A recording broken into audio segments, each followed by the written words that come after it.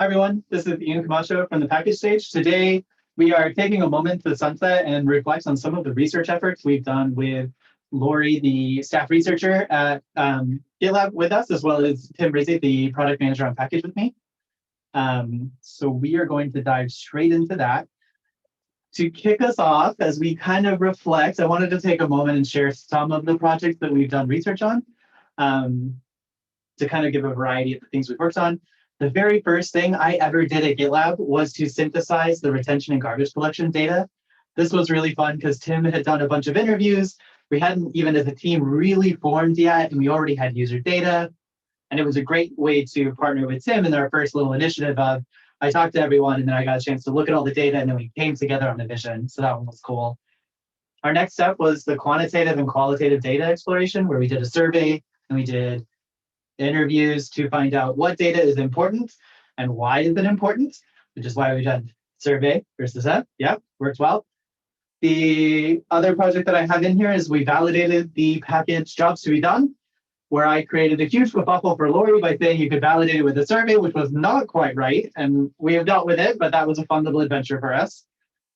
We also did a good old-fashioned container registry UI validation, moderated testing. Can you perform the task? Do you perform the task? How do you feel about performing the task? That kind of stuff. One of the biggest, highest level research that I can think of that we did was validating the dependency proxy. This was a research effort where we validated an entire category's new direction, where it was going to go. And that was a big deal. We got really great responses, refined our ideas. It was really cool. And then the last one I wanted to bring up was the unmoderated testing of the cleanup policies. This was really cool. It was the pilot of usertesting.com, which is a tool we use now. And it focused on, we had a cleanup policy. It was really confusing to our users. We redesigned it. Do they actually understand it this time? Which was cool. We got really great data. So now we've gone through our quick history lesson. What I would like to do today is kind of share some of our thoughts and experiences of what we've been. So to kick things off, Lori, what was your favorite research project you did with Package? And why? Because we don't do yes or no questions. That's right, exactly. I think by far my favorite one was the validating the jobs to be done, because validating the jobs to be done turned into prioritizing the jobs to be done, which trailblazed part of the jobs to be done process that we hadn't broached yet here at GitLab. So we've spent a lot of our time defining them, trying to figure out what they are and how to write them. But when it comes to which one should I work on now, a lot of the groups have not dived into prioritization. And the fact that you were able to build a survey in Qualtrics to get that prioritization information was crucial, because it takes some of the burden off of you or I or Tim having to talk with somebody just to prioritize jobs to be done. And we've actually turned that into a handbook page, which I think is just invaluable to everybody else that I've talked about with around jobs to be done. We always come to that page because they always inevitably get to that point of like, but what should I work on now? Like, well, let me tell you how you can figure that out. So that was my favorite project. Wonderful. Tim, you're up next. Ooh, that's like a really good question, because I feel like in some regards, the first research project we did was the most fun, because it was really our first chance to dive in and meet the community and ask some fundamental questions about what we're doing and how are we approaching these things. And it was also a chance to work with Ian very closely on this and synthesizing the data.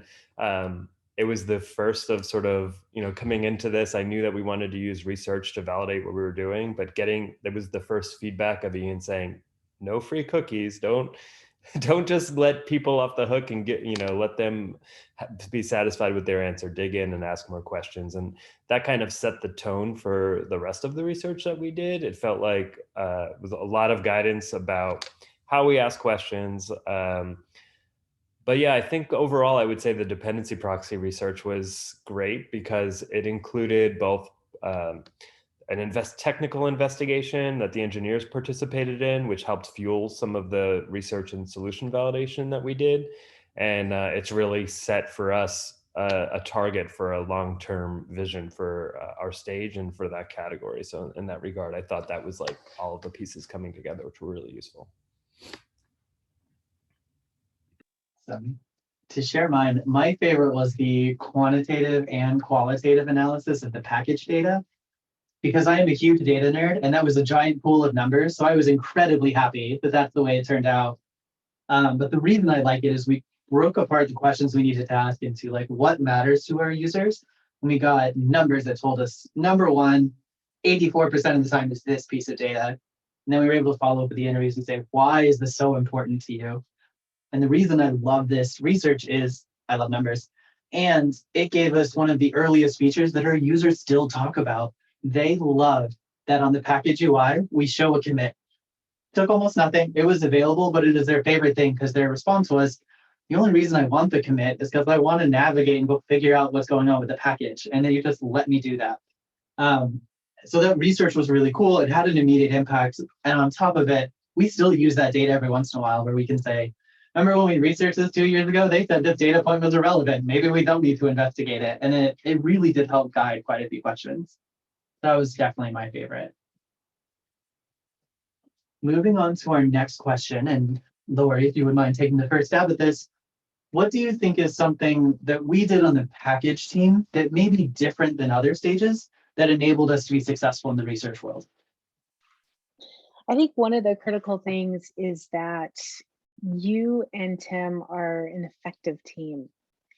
You guys can talk and don't need me there most of the time about design and research and product. It helps, Ian, that you have had extensive experience in research, so you can fill in those gaps when I'm not present to have those conversations with Tim. And Tim, it helps that you know what you're doing in as a product manager with package. You've got the background knowledge of what package is, what it should be, where it should be going. And both of those skills that you both bring just really mesh really well to have like a well-oiled machine to know where you're going, why you want to get there. And all I ever needed to do was step in and say, well, we could get the data this way. Would that work for you? Or we could get it this way. Would that work for you? And then we would have conversations around the pros and cons, and a decision would be made. That's also important. And you guys would go and execute. So I think it was just really effective between the two of you, and then me stepping in as a complement to that. Really just worked really well. I also want to call out that you did an incredible job of looking at our discussion guides and our surveys and all of that and being like, I know the question you're trying to ask, but you're not quite there yet. And that feedback has helped me so many times. I made a joke of it now, but every time I'm like, oh, that's a yes or no question. That's not going to work. Lori will not be happy with me. That's right. Thank you for sharing that. Over to Tim. Yeah, I think for me, Ian being so leading with empathy empathetic design, I think is really valuable. I found that one of the most useful things that you've done, Ian, is just kind of say, well, obsessing over how the user and their needs and how they feel. And we would find ourselves in a meeting and you would say, I don't know if that's important to the user. I think this is important to the user. And I think always bringing things back to that level have really helped. And then, yeah, I just think having a low level of shame of saying like the community knows best, our customers know best, and I'm going to look to them to get these answers. And then the refinement of the questions, because I feel like oftentimes I would say, okay, well, from a business perspective, we just need this. And then getting that guidance to be able to say, okay, but you can't just ask that. You have to be delicate and get to it in this route. And I think those iterations were really helpful and really just helping people in the community and our customers talk to us and share their ideas, because they really do, they know what they want, even if they can't always state it so simply. Awesome. I think one of the things that our team did uniquely compared to some of the others is that whenever we got stuck in how do we research this, we have questions, how do we get these answers, we need to know this pieces of data, et cetera, we always took that step back, and Lori did an amazing job of facilitating that conversation, which was just, we could do whatever research you want to do and find out anything you want, what do you actually want to know? What piece of data is actually going to impact your business decisions, your design decisions? And constantly having that reframe was just like, okay, it would be cool if I got that extra piece of data, but it's not the point. And taking that step back meant that we were always delivering research that was relevant instead of kind of conjuring a research project because we were supposed to and we have to and want to check that box. It was always, we need to get this data. This is why it matters. And if we steered away from it, we were able to catch it and be like, okay, you veered off in a whole new topic. And Lori was usually the one who would jump up and be like, that's a whole new research project. And I would be very excited to help you with that later. All right, our final question for today, and again, we're going to start with Lori. What is one piece of advice that you would share with everyone else at GitLab to maximize the quality or the impact of research on your stages? I think if I could say one thing to anybody, it would be have a reason why you want to find out that information. Because if you're working with a researcher, you're working with a designer, you're working with a product manager, they're gonna want to know why. And they should ask that question, why? Why is this important to you? Why is this important to the product? Why is this important to the business? Why is this important to our customers? If you cannot answer that question, research can help you, but it will not make the decision for you. So there's also that piece of having to know inside yourself where you want the product to go. And that can be fed in from customers, from our forums, from any other areas, but research cannot actually tell you, should you pick this direction for this product? We'll tell you what the customers are trying to do with it. And we'll tell you, we can do some competitive analysis on the landscape, but we can't make that decision for you. So internalize what your customers are saying and get a solid understanding of why you want to do the thing that you want to do. It makes it easier to have the conversations like we're talking about with the researcher, with your designer, with your product manager, because you can speak around and speak to that decision.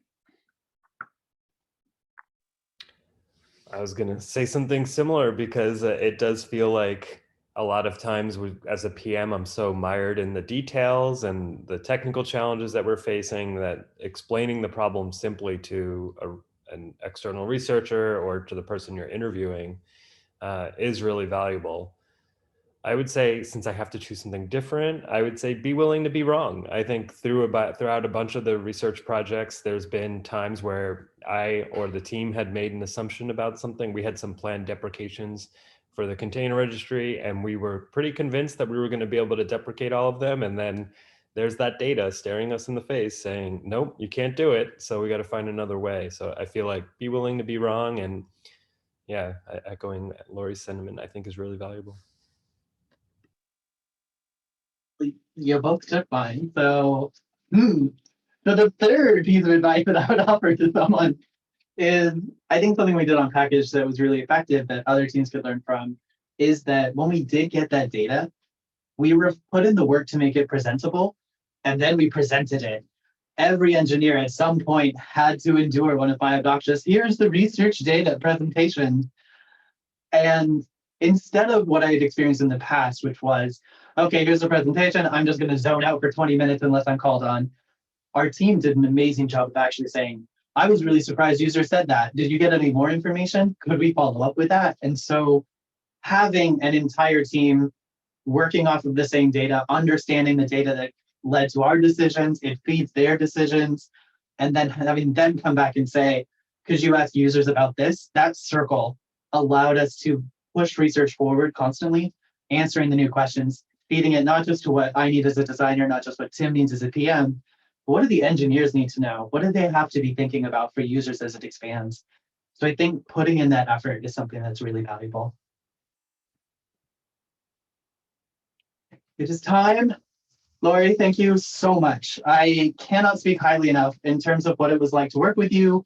The research projects we did were super fun. I learned a lot, and you are an amazing human. So thank you for all of the stuff, all of the things. I just want to say I really appreciate it.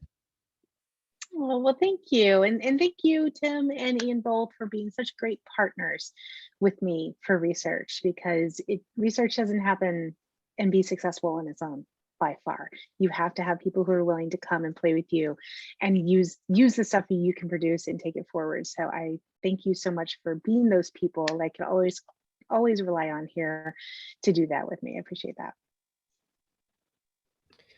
And best of luck in your next venture. Please stay in touch, and yeah, we'll do our best to make sure we'll follow up. We'll like follow all your advice. We'll just have like keep it in our head for the future. Thank you so much, and thanks Ian Yeah. for organizing this.